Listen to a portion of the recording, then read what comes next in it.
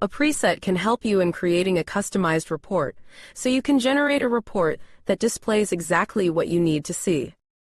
On the dashboard of your Nayax Core Management Suite, click on the Reports tab. Click on Online Reports, and then click Dynamic Transactions Monitor tab from the submenu. Type in your operator name or sub-actor and any other fields to obtain the desired reports, then press View Report button as highlighted in red on the visual. Click on the Add tab button to create a new preset as highlighted in red on the visual. Type a name for the preset in the field titled Preset Name. For the example in this guide, we will show how to create a preset that will display all the refund requests, so we typed Refunds preset.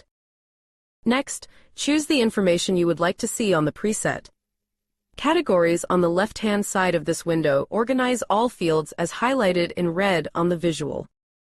Next, choose the relevant fields you would like to see on the preset.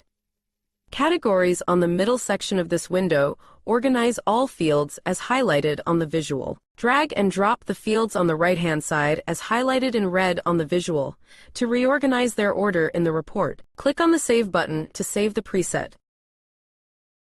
You will see the Preset tab on the main screen.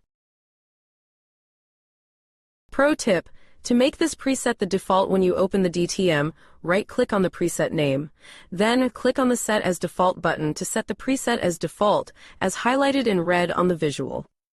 You can always go back and edit the preset by right-clicking its name and choosing Edit Preset. Thanks for watching. We ask you to please help us help you by leaving feedback.